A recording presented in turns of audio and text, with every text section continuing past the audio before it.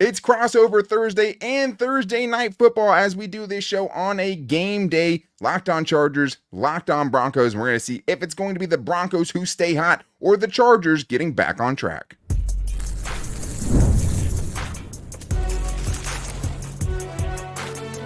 You are Locked On NFL Crossover, part of the Locked On Podcast Network. Your team every day. What is up, and welcome into this crossover Thursday. Locked on Chargers, locked on Broncos, a giant AFC West clash tonight. But thank you all for making us your first listen. To make sure you never miss the shows, go subscribe or follow for free on the Locked On Chargers and Locked On Broncos YouTube channels, and also listen wherever you get your podcast from. We appreciate the everydayers out there. And Salyer, I don't know at the beginning of this season if we would have thought that this game would have the stakes that it currently has, because we're talking about two teams who are both in the playoffs solidly right now, and a game that could end up making the difference on where these teams are seated. It really could, and it's obviously, like you said, unexpected. I think even the NFL, indicated that this was unexpected. I mean, this is the first ever game flexed from Sunday to Thursday, if memory serves me right. So yeah.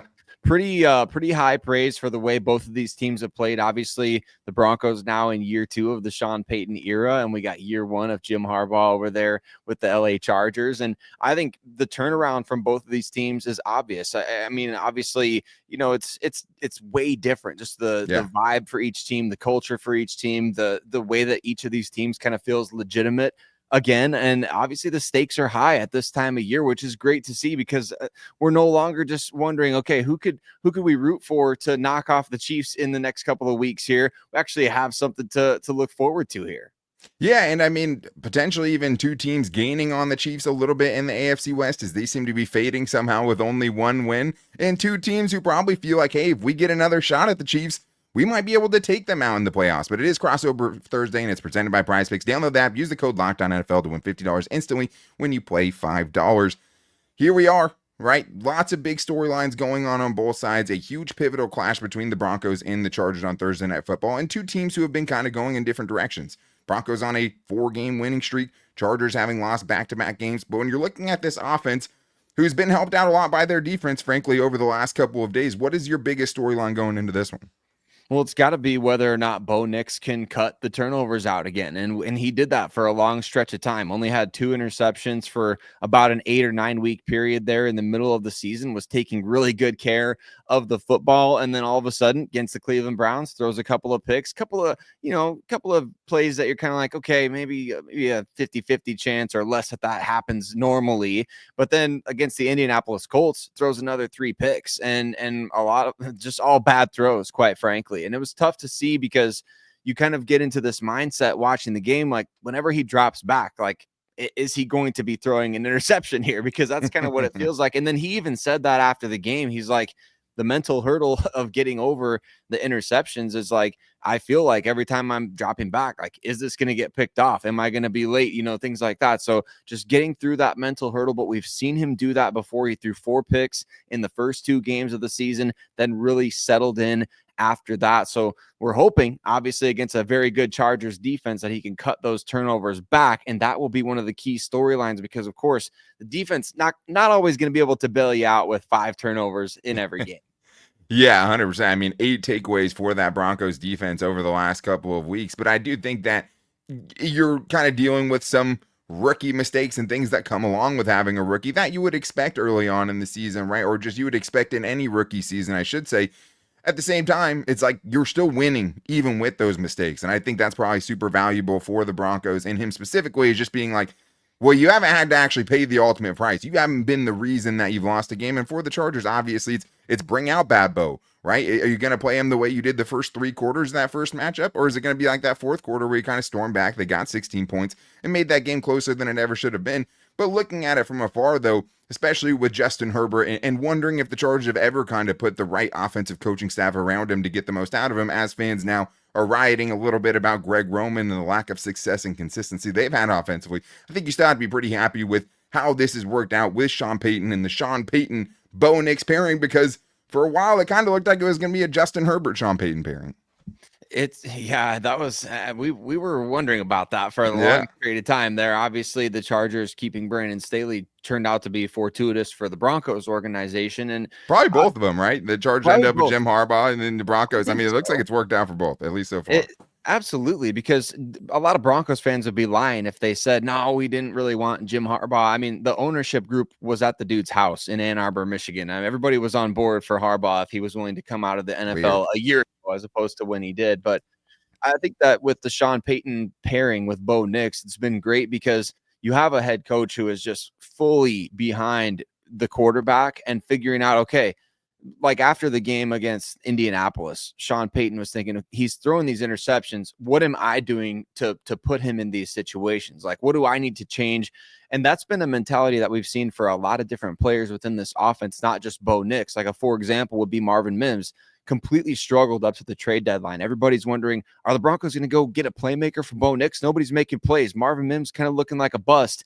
From the trade deadline on, the Broncos figured out, okay, we can put this guy in the backfield. We can give him the ball different ways. We can get him the ball in space. We can utilize him in different ways. They figured out a way to unlock him. Similar things have happened with Bo Nix over the course of the season. You know, you figure out this definitely isn't going to work. So what do we need to do to put him in better situations? And I think that's just kind of been the ebb and flow of his rookie season that you've seen tangibly on the field each week. Yeah, and I think you have to be pretty ecstatic with what the results have been so far, being in a for sure playoff team at this point with a rookie quarterback and a team that really struggled last year. But looking at that defense has been really high. Obviously, Jameis Winston, they got the best of both worlds, right? Threw for 500 yards, like 700 between the two teams, but they were still able to make enough plays and get 2 pick sixes and almost another one. And in the last game, totally kind of put the team on their back for a big stretch of that game where they put that thing to bed. What is the biggest story for the defense this week? Well, the biggest story for the defense in week 16 for the Denver Broncos is going to be, can Nick Bonitto continue to make massive differences in the games? Like, is he going to be able to even maybe take over defensive player of the year voting right now? Or I guess they don't vote till the end of the season, but the odds right now favor TJ Watt, obviously. And then right behind him is Pat Surtain and Nick Bonitto. So I think another big play from Bonitto, like we've seen the last 2 weeks, which I'm just calling them both pick sixes. I know they're calling the one last week a fumble Right. recovered for a It's a pick touchdown or six to whatever. me. It's a pick six to me too. And so I'm saying, hey, what can he do this week? What kind of difference can he make in the game this week? He's the guy that I think is going to be keyed in on every single play. But what's really helping him be so successful is those guys next to him. I mean, Malcolm Roach playing really well as a first-year player for the Broncos here, coming over from the Saints. John Franklin Myers, Zach Allen, DJ Jones, all these guys on the defensive front are giving him favorable matchups throughout the course of the game because they're winning their one-on-ones as well. So what is Bonitto going to do this week to hopefully continue to make his case for defensive player of the year? Yeah, and I think, I mean, as far as Nick Bonitto goes, like, how could you not key in on him? And I think the problem for the Chargers is when you have the interior offensive line struggles that they've had, how can you attribute extra attention to him, right? And I think for the Chargers, your tackles are the least of your worries to a certain extent. Like Nick Bonitto is going to get his, but you like your chances with Rashawn Slater. You like your chances with Joe Alt, who's been phenomenal as a rookie. The problem is I think those are the 40% of the offensive line you feel good about at all. You have your starting left guard in this game questionable with Zion Johnson going into the game now that we have the game statuses. He is questionable. You might have to put in Jamaree Salyer, who has been okay this year, but was one of the worst guards in the NFL last year. So it's just not a lot to feel good about on that interior. If the Chargers can't answer the questions in this game of, hey, where's the blitz coming from? Can we protect it? Can we communicate well enough to not get Justin Herbert absolutely killed in this game? It's going to be a really, really long game for their offense. Like they have to develop a short passing game. They have to be able to get rid of the ball quick. They have to be able to identify things very quickly. Because if not, we saw in the last game, in that second half, the Chargers put up a goose egg, right? In the second half against the Falcons, put up a goose egg. In the first half against the Falcons, a goose egg. This is not a defense that's going to make it easy for them. So that is what it's going to be. And unfortunately for the Chargers, with no running game to speak of, with the protection issues that they have, feels like this is a game that it's going to have to be Justin Herbert putting this team on his back once again. And we do have to get into the biggest stories on the Chargers side of things on this crossover Thursday coming up, and more on this crossover Thursday. It is that time of the year, though. The college football playoff is back, and with the newly expanded 12-team format, it's guaranteed to be bigger and better than ever, bringing you all the hard-hitting and high-flying excitement that you love. TNT Sports coverage of the college football playoff begins December 21st, starting with the college football playoff kickoff show presented by AT&T at 11 a.m. Eastern, leading into our first matchup, the Southern Methodist University Mustangs battling the Penn State Nittany Lions at noon. Then, the Clemson Tigers look to upset the Texas Longhorns in a showdown at 4 p.m. Eastern.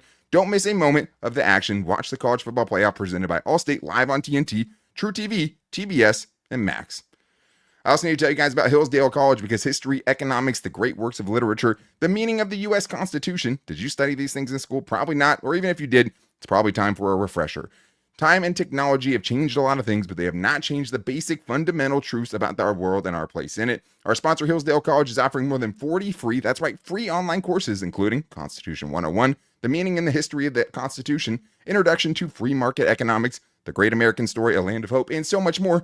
And the great thing is all of Hillsdale's courses are self-paced, so you can start whenever, tune in wherever, plus you can go deeper if you want to with readings, quizzes, discussions, or just the lectures. Go right now to hillsdale.edu/lockedon to enroll. There's no cost and it's easy to get started. That's hillsdale.edu/lockedon to register, hillsdale.edu/lockedon.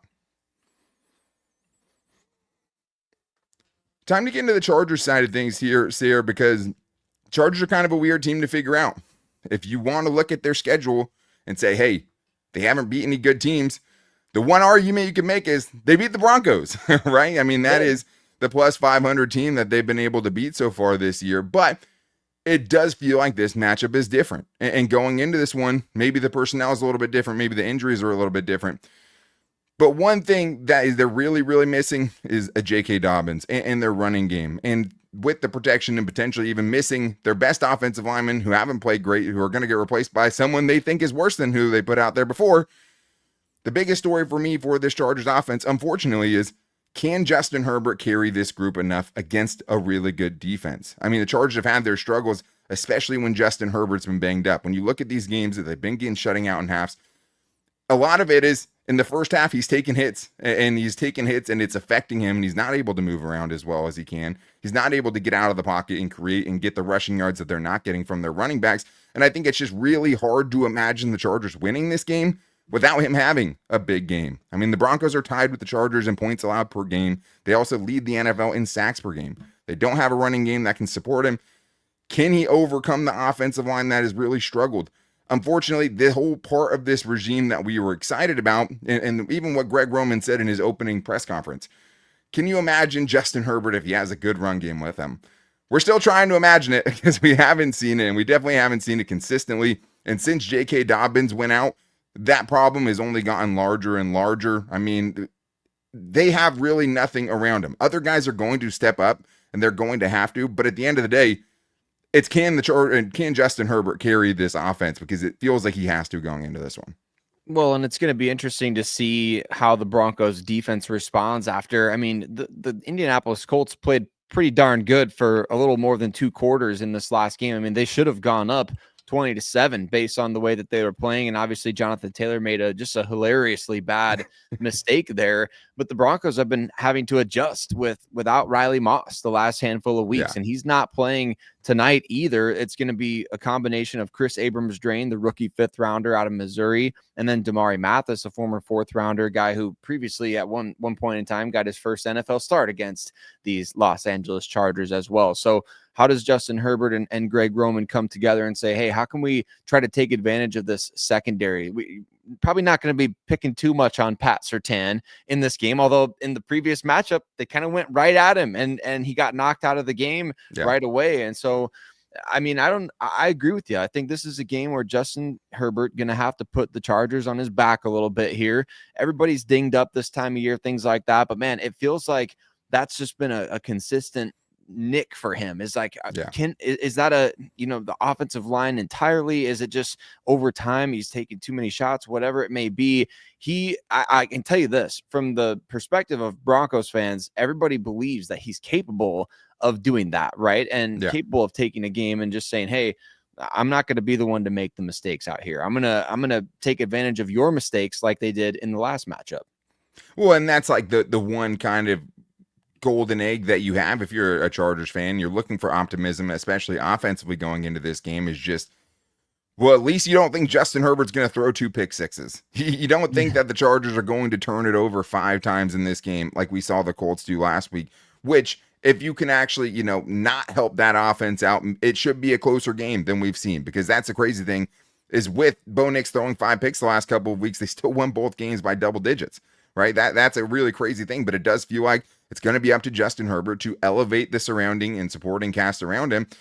And I think a lot of what you think he needs to do in this game depends on how you think the Chargers defense is going to perform. And I think the biggest story for the Chargers defense is just, can they bounce back? Because I think the book on them has been so far this year, if you're a bad offense, they're going to do well against you. If you don't have your quarterback situation figured out, they're going to do well against you. The problem is the good offenses, each one that they've played, has been able to put up, a season high that the Chargers defense has allowed, whether it's the Bengals, whether it's the Ravens, or last week giving up a season high 40 points, 10 more points than they'd given up in any game this season. Just in the second half, they gave up 27. They'd only given up 27 twice in a game going into that. And now you have the Broncos, who have scored 29 plus in 4 straight games.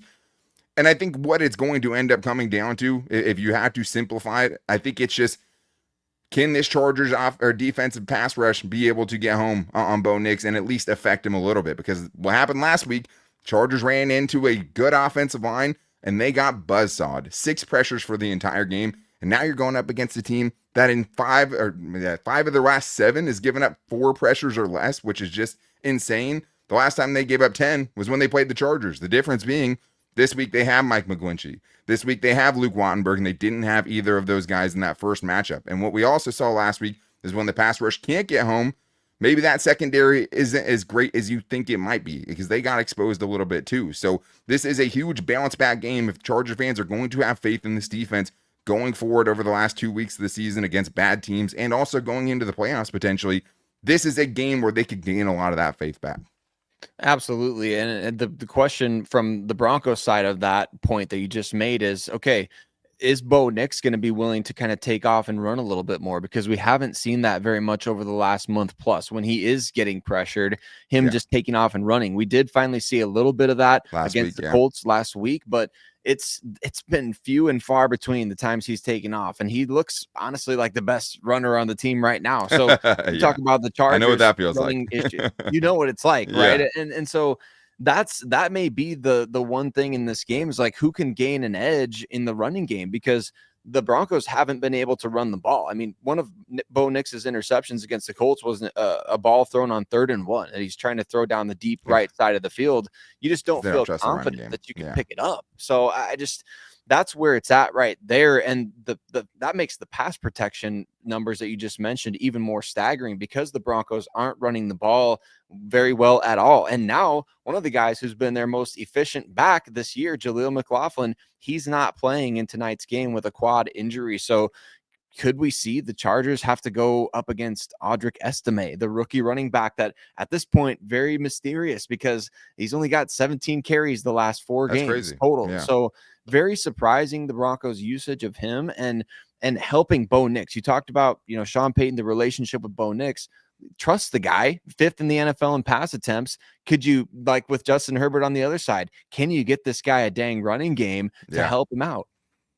And that honestly might be what decides this game, right? Like, can you get something? Like, I don't even think either of us is asking for 150-yard rushing performance, right?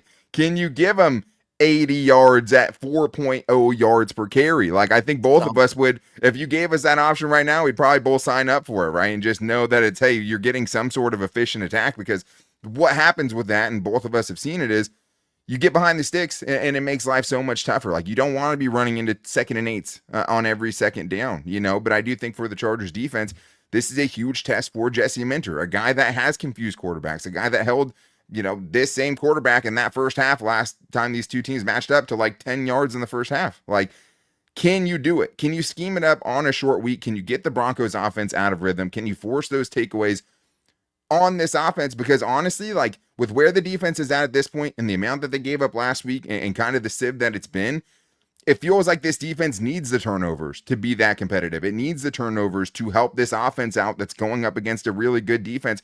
Because if they can't, it might be a long game for the Chargers. But We're going to tell you exactly what each of these teams need to do because it is a crossover Thursday. So we're going to get into what 3 things each of us thinks each team has to do. Locked On Chargers, Locked On Broncos, crossover Thursday. First, I need to tell you guys about FanDuel because FanDuel is America's #1 sportsbook, and right now customers can bet $5 and get $150 in bonus bets if you win. The FanDuel Sportsbook app gives you everything that you need to place live bets in the NFL all in one place. So when you get a hunch in the middle of the game, you can check out the latest stats, view live play-by-play, and so much more on the same page where you place your bets. Even with the loss last week to the Buccaneers, even with the Broncos winning 4 in a row, the Chargers are still 2.5-point favorites going into this game. I'm a little bit surprised. Anyone who watched yesterday, I did pick the Chargers to lose this game.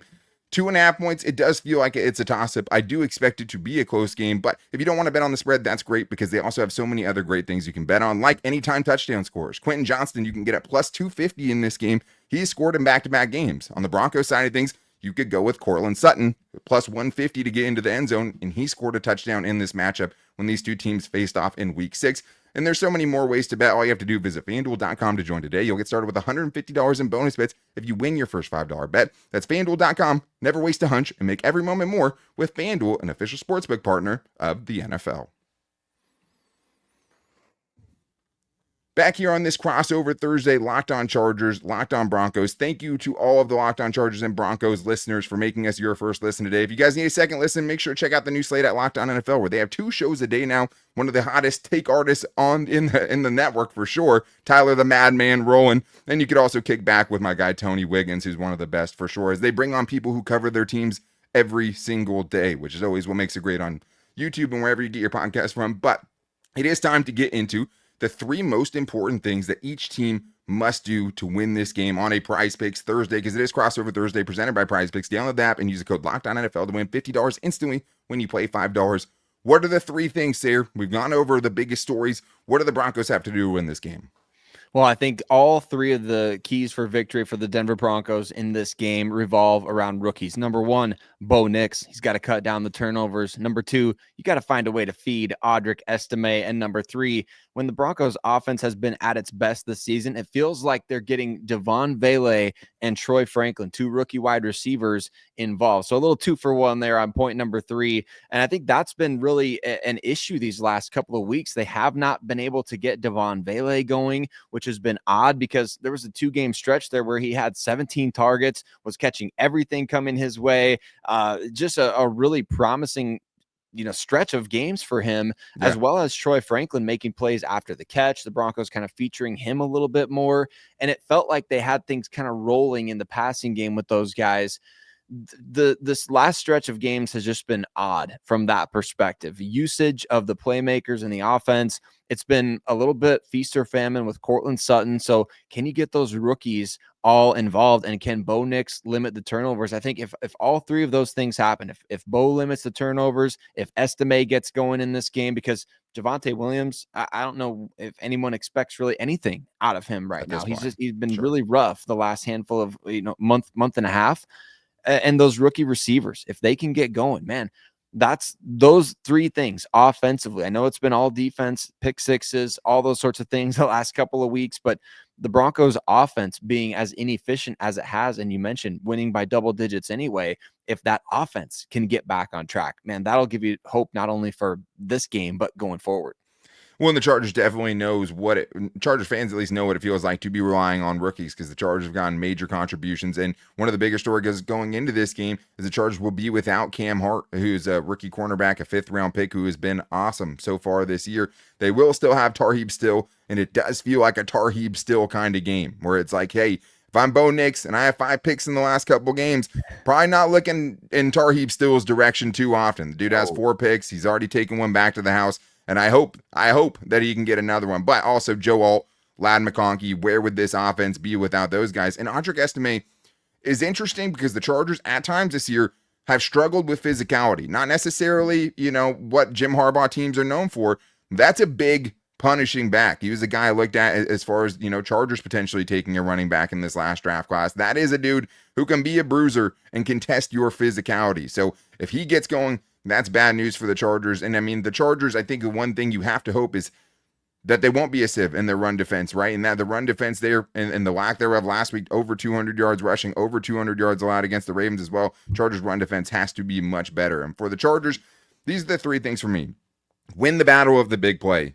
Stay ahead of the sticks, keep the Broncos behind the sticks, and for God's sakes, play a complete game. Play two halves of football. Football games have two halves in them. I need the Chargers to play for both of the halves, not just one where they're winning and then lose and get blown out in the second half. I need both of them. But the battle of the big play comes down to this to me. The Chargers have just given up way too many big plays recently in the last game, 250-plus yard plays, 8 plays of 18-plus yards. I know 18-plus seems kind of random, but we're talking about a league where you start at the 30 on a touchback. You give up 8 plays of 18 yards. Every one of those is almost getting you into enemy territory. So just way too many big chunks allowed. And a team in the Broncos who has a Marvin Mims who can take it, 90 yards? I mean, 99 yards to the house if he has to. I mean, a guy that with huge big playability. And I honestly just think this Chargers offense, with the struggles that they have, I don't know if they can methodically make their way downfield. Like, I think they need some chunk plays. And we're talking about a running game that in the last 2 games hasn't had a single rush over 10-plus yards from their running backs. Absolutely no volatility there. There's no explosiveness in that part of the Chargers game. And last week, they only had 2 18-yard gains. So they're giving up way too many big plays, and they're not getting enough of themselves offensively from themselves. Staying ahead of the sticks, this Chargers offense has their work cut out for them. If they're sitting in 3rd and long for this entire game, they're going to lose. Straight up. And that's why staying ahead of the sticks is one of the things they must do to win this game. And if you're the Chargers, make Bo Nix face as many 3rd and longs as he possibly can. It's really hard to get pressure on him. The Chargers pass rush needs to step up, but they're not going to be able to do it. And 3rd and 3, 3rd and 2, where there are at least options. We know, hey, the Broncos might not want to run it on 3rd and short because they've struggled in that. But the Chargers have to put them in as many of those as they possibly can, because last week they had 6 pressures. It's not going to do it. And then play a complete game. 3 straight games there of not scoring offensively in a half. Whether it's the first half or the second half. Didn't score in the first half against the Chiefs. Didn't score in the second half last week against the Bucs. Didn't score in the second half against the Falcons. If the Chargers don't score in one of the halves in this game, they're going to lose. Straight up. Like, that's just what it is. And I think for the Chargers defense, it's just, can you stop this? They didn't force a punt last week. Can you force a punt? You know what? I'm adding a 4th key to winning. If the Chargers don't force a punt in this game, they're going to lose. So force a punt is my 4th key to this one. But you just have to play a complete game. There's so much that goes into it. And part of it is just keeping Justin Herbert healthy enough to be able to look like close to himself, 80-90% of himself through a whole game. Because if you go back and look at the Chiefs game, if you look at the Steelers and the Bucs games, he's getting beat up in the first half, and he looks kind of like a shell of himself in those second half. So that's for me what it is. Stay ahead of the sticks, play a complete game, and win the battle of the big play, because I think that might be what decides it.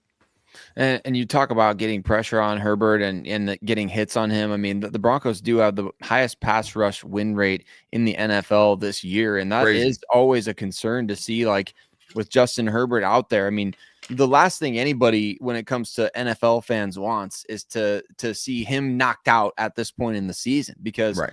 I mean, obviously you want your best players out there. And so the Chargers are going to have to figure out ways to, I mean, what we see with the Broncos a lot of times is we'll see Matt Parrott come into the game and be an extra offensive lineman. You see Nate Adkins and Adam Troutman stay into pass block. And then everybody gets ticked off, like, why is nobody open downfield? And it's like, oh, there's only 2 guys running routes. So Exactly. everybody else is pass Yeah. protecting. So there's a lot of frustration with that. But at the same time, your quarterback is dealing with stuff. You might just need to play ball control in a game like this and try to say, hey, Broncos offense has struggled a lot over the last couple of weeks. Let's try to pin them as deep as we possibly can and say, all right, if you can win by going a long field and getting 6 points, we'll be willing to kind of put the ball in your hands that way, but we're not going to give you these short fields. That's where the Broncos have benefited is, okay, defensive touchdowns, short fields. You're helping the rookie quarterback. And Bo Nix had 3 touchdowns last week. Nobody's talking about it. Why? Because every drive started from about the 30 or 40 yard and in. And that's something that the Broncos, we thought last year during their big stretch of wins that they had with Russell Wilson, like, defense can't keep this up. There's no way. They're turning the ball over at such an astronomical rate, and they did it for like 6 straight games. Can they do that in this game? Can you force the Chargers to make mistakes and force them to make early enough to give your offense give your defense, a bit of a cushion early in this game? That's going to be a huge key. Absolutely, it is. And I think for the Chargers, they just don't like. They've been really good at not giving the ball away. Last week they had 2 turnovers, but I think they're one of the least turnover teams in the league. I mean, Justin Herbert only has 2 interceptions all season, but they can't afford them. Like the margin for error isn't that big for them where they can afford shooting themselves in the offensively with the flaws that they already have there. And for this team, you're just hoping the Chargers, I mean, even in a great playoff standing right now, can get Justin Herbert there, right? Get him across the finish line and let him finish this season out without having him miss any more time. I mean, he still hasn't missed a game this year. He's only missed the second half against the Steelers late in that game when he got beat up.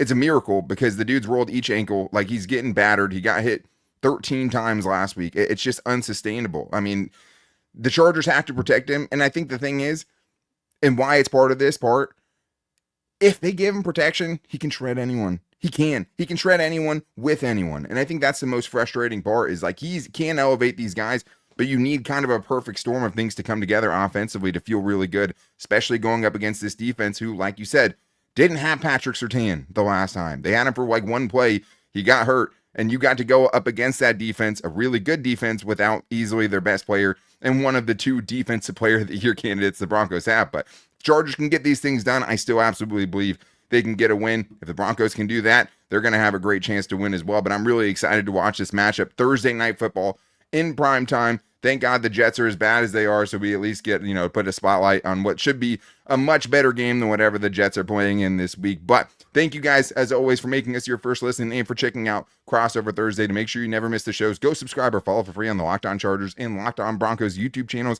and listen wherever you get your podcast from. You can also find each of us who also post our shows to our accounts. You can find me on X or Twitter at Dan Talk Sports and Sarah Bedinger at Sarah Bedinger on Twitter, which is awesome that you can just have your name as your handle. I don't see that very often, but should be a heck of a fun game, Sarah. I'm really excited to watch it. Make sure you guys are checking out the post-game shows for this game because it should be electric. But until then, guys, take it easy. We appreciate you guys. And of course, we will talk to you soon.